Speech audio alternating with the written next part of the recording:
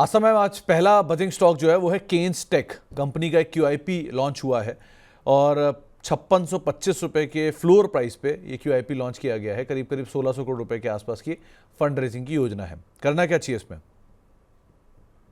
Hold करना चाहिए। मेरे को ये काउंटर काफी पसंद आ रहा है, बहुत अच्छा चार्ट पे भी बहुत अच्छा मोमेंटम बना हुआ है। बिल्कुल बने रहिए 5300 के स्टॉप लॉस के साथ। टारगेट इसमें पहला तो 6100 का और दूसरा 6300। तो 6100 और 6300 के टारगेट्स के लिए आप यहाँ पर बने रह सकते हैं। दूसरा नाम है मैम नेस्ले का। 29 साल बाद नेस्ले बोनस देने जा रहा है, लेकिन इंटरेस्टिंग पार्टी है कि ऑलरेडी स्टॉक स्प्लिट कर चुका है। सो अभी क्या किया जाए इसमें? जी बिल्कुल, नेस्ले यहाँ पे बात करें तो जिस तरह से यहाँ पे स्टॉक का मोमेंटम लग रहा है, ठीक है, सिर्फ होल्ड किया जाए, नई खरीदारी के लिए डूब जाइए। तो मैं नई खरीदारी के लिए नहीं बोल रही हूँ, बट होल्ड करने के लिए जरूर सलाह दूंगी। अभी चल रहा है तकरीबन 2363 के आसपास। 2290 के स्टॉप लॉस के साथ होल्ड करें और टारगेट इसमें जो रहेगा वो 2450। GMM फॉडलर, ये कंपनी चर्चा में कम आती है वो ब्लॉक डील के बाद से, जब से फॉडलर निकला है। इन्होंने यूरोपियन बेस्ड कंपनी के साथ एक करार किया है 330 करोड़ रुपए के आसपास का, और ये end to end acid recovery equipments provide कराएंगे। सो कैसे रीड कर रहे हो मैम? आज चला भी है शेयर थोड़ा सा? नहीं, एक मेजर रेसिस्टेंस फेस कर रहा है ये, शायद 1210 के स्तर पे। मुझे लगता है कि ये चलने के लिए कुछ लेवल्स पार करना जरूरी है। 1170 के आसपास अभी चल रहा है।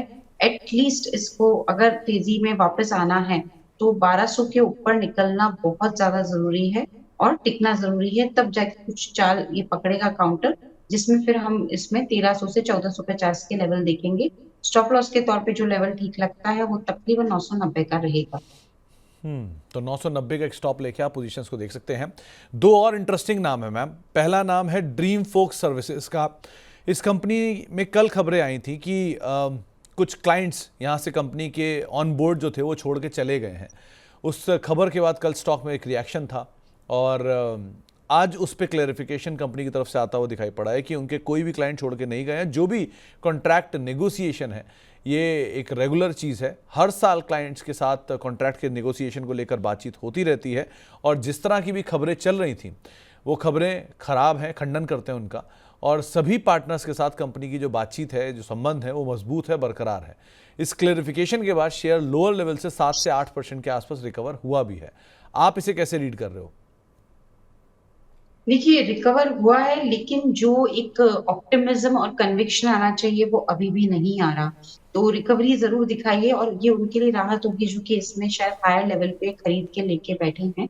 बाकी खरीदारी, नई खरीदारी के लिए अभी भी ये इतना स्ट्रॉन्ग कैंडिडेट नहीं लग रहा। सिर्फ और सिर्फ जिन्होंने लेके रखा हुआ है वो लोग इसमें पोजिशंस को होल्ड करें। 218 217 के स्टॉप लॉस के साथ क्लोजिंग बेस का, अगर उसके नीचे ये क्लोज होता है तो मैं तो एग्जिट करने की ही सलाह दूंगी। चार्ट्स अभी भी इतने मजबूत नहीं है। ऊपर में किसी भी वजह से अगर तेजी लौटती है, और अच्छी बात है, लौटनी भी चाहिए, तो फिर ये एक बार 265 के ऊपर जाना जरूरी है।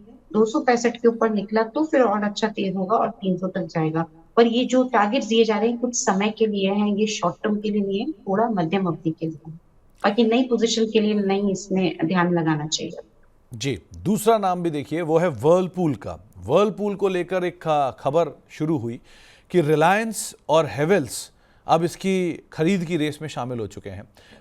एक पीई फंड के साथ या पीई फर्म के साथ वो कोलैब करके शायद यहाँ पर एंट्री कर सकते हैं। और वर्लपूल 31% के आसपास हिस्सा बेचने में, वर्लपूल कॉप जो कि पेरेंट कंपनी का, वो हिस्सा बेचने की योजना बना रहा है। और उस हिस्सेदारी के लिए रिलायंस इंडस्ट्रीज, जो कि अब कंज्यूमर ड्यूरेबल कारोबार में ऑलरेडी रिलायंस रिटेल स्टोर में है, और उसमें अब ये मैन्युफैक्चरिंग साइड पे जा रहा है, प्लस हेवेल्स जो कि ऑलरेडी एक एसी ब्रांड लॉयड के थ्रू ओन करते हैं, वो फर्दर एक्सपैंड कर सकते हैं।